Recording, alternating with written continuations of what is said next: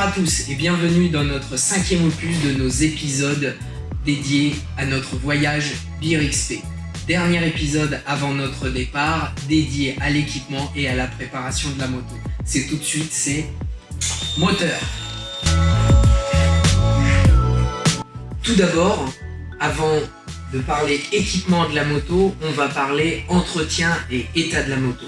Nous, ça nous concerne peu puisque c'est une moto quasi neuve qui aura que quelques centaines de kilomètres avec laquelle on part. Mais il faut vraiment bien vérifier l'état de votre moto. Vous allez partir pour plusieurs centaines de kilomètres journaliers, plusieurs milliers de kilomètres en à peine une semaine. Donc vérifiez absolument l'ensemble, l'état de votre moto. Si elle a quelques milliers de kilomètres, n'hésitez pas à faire une petite vidange, ça ne vaut pas grand chose et ça peut vous éviter quelques déboires mécaniques. Tout ce qui est entretien, il faut absolument que ça soit à jour, filtre à air, bougie, la synchronisation des cordes d'injection et des carbus pour les vieilles motos. Tout ça, prenez le temps de vérifier tout ça, votre éclairage, les éléments de sécurité comme le freinage, le pneu, les joints speed fourche, on oublie souvent de regarder ça. Vérifiez vraiment, prenez le temps de tout vérifier. Si vous avez des choses à changer, adressez-vous à un professionnel ou prenez conseil auprès de lui, mais prenez des choses de qualité. Aujourd'hui, dans la moto, en équipement, on paye vraiment la qualité. Donc si vous mettez peu cher dans vos équipements, vous aurez de la piètre qualité malheureusement. N'hésitez pas à mettre des milieux de gamme ou du haut de gamme si vous voulez quelque chose d'efficace. Nous sommes donc partis d'une base de Vosges 650 DSX, 650 cm3, monocylindre, trail arrivé sur le marché cet été. C'est une moto d'origine qui est équipée en Pirelli Scorpion Rally STR, donc c'est des pneus avec des crampons assez importants, ce qui n'est pas forcément idéal pour le type d'utilisation qu'on va en faire lors d'un road trip, lors d'un voyage, où on va avoir une utilisation plutôt routière par tout temps, donc il faut quand même des pneus qui soient plus type routier et qui drainent surtout l'eau si on a besoin. Donc, on l'a équipé de Continental, de Conti Road Attack, de Conti Road Attack 3, les derniers Continental pour la route, pour les GT sortis, qui s'adresse aussi à une gamme de trail routier puisque c'est une jante avant de 19 pouces et Continental fait cette taille pour des pneus routiers. On continue sur la partie train roulant. On a changé les plaquettes d'origine où on était déjà, donc d'origine c'est déjà un freinage Nissin.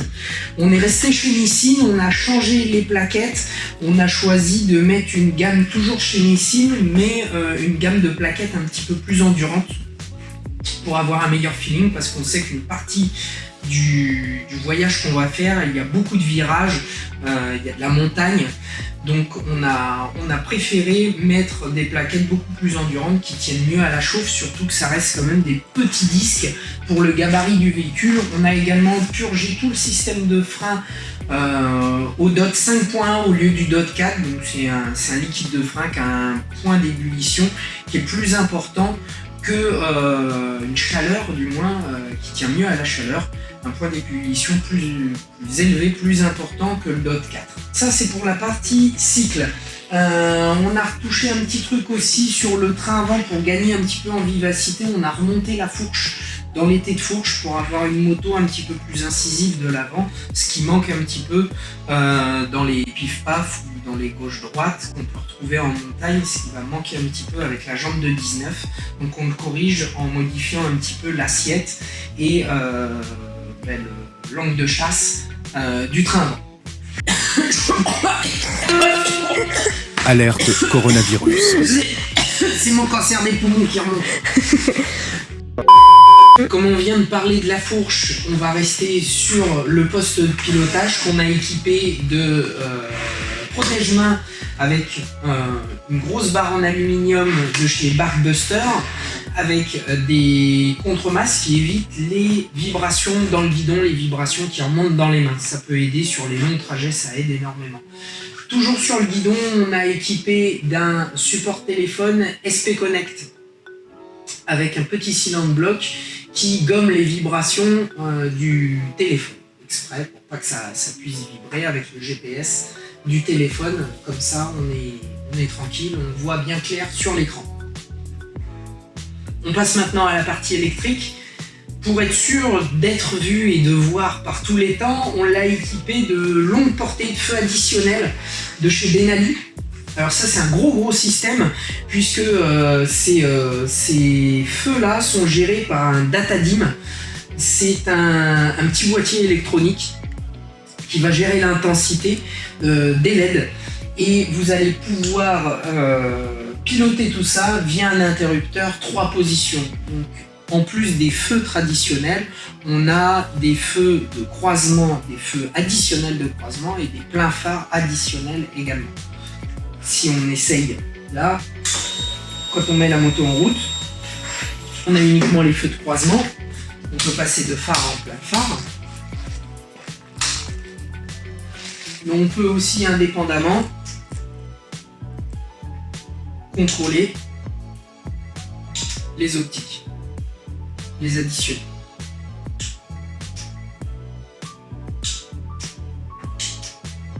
Et ça, on le voit comme en plein jour. On peut donc rouler par tous les temps, toutes les conditions, même la journée, avec uniquement l'équivalent des feux de croisement en additionnel, ce qui va nous permettre d'être bien vu la journée et bien voir la nuit, également dans la circulation, mais ne pas éblouir les autres usagers de la route. Et quand il n'y a personne, on peut passer au plein phare additionnel et même coupler ça encore avec les pleins phares de la moto. Une possibilité assez importante. Pour aider tout ça, comme c'est quand même un système électrique assez important, on a remplacé la batterie. On est parti sur une batterie BS Batterie au lithium qui fait beaucoup plus d'ampérage que celle d'origine, puisque là on est à 360 ampères de mémoire. Il me semble que celle d'origine fait 260 ampères. Donc vous avez 280. Donc on a entre 80 et 100 ampères de plus sur une batterie qui est plus légère, où on gagne du poids, plus de performance. Il n'y a pas d'effet mémoire, justement. On reste tout le temps à plus de 13 volts.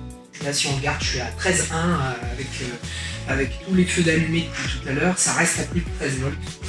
Ça permet d'avoir une batterie beaucoup plus performante sur tous les points électriques qu'on rencontre.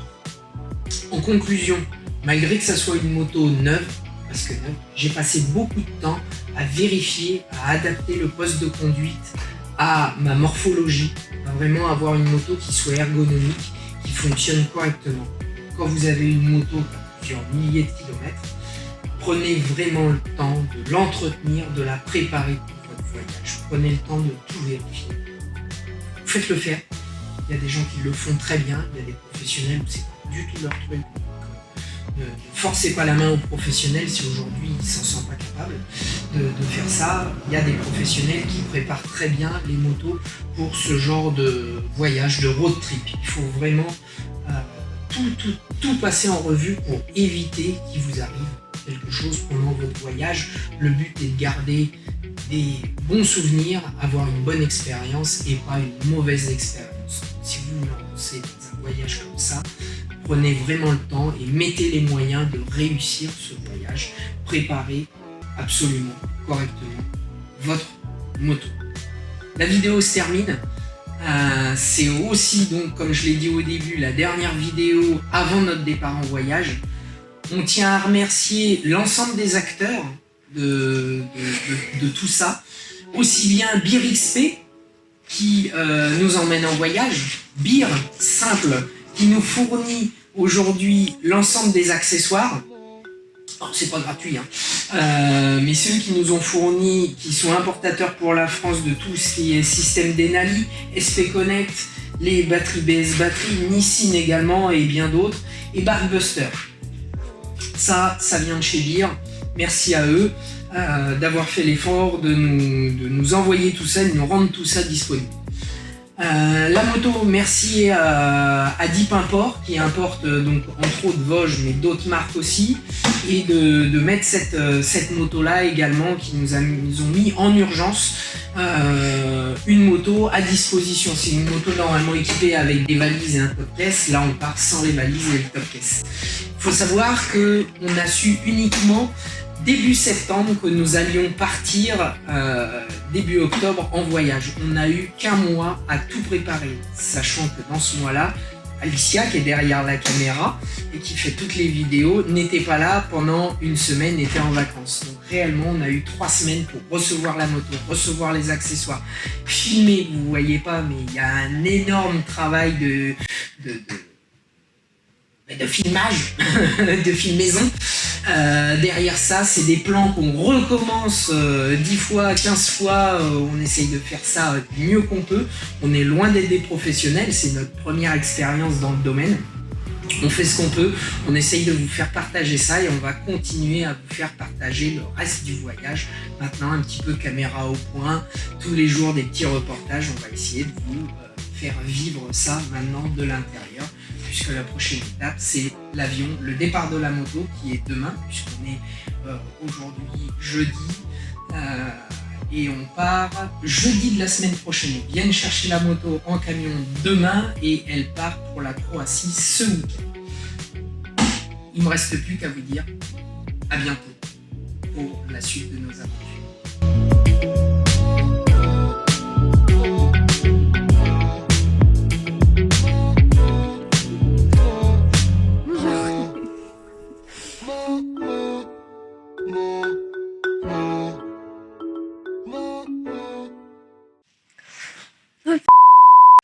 T'es fort. J'essayais de pas rigoler, je vous voyais et puis je voyais le téléphone qui faisait ça vibre pas trop, tu regarderas. Ah non, ça va, je me concentrais là-dessus, mais... Il a pété. Bah oui. Si, j'ai entendu. Et puis après, il s'est barré. Il s'est retourné et après, il s'est barré. Et moi, j'étais pas sûre d'avoir entendu, puis j'ai entendu Léo rire, j'ai fait oh non. Il rigolait comme une baleine.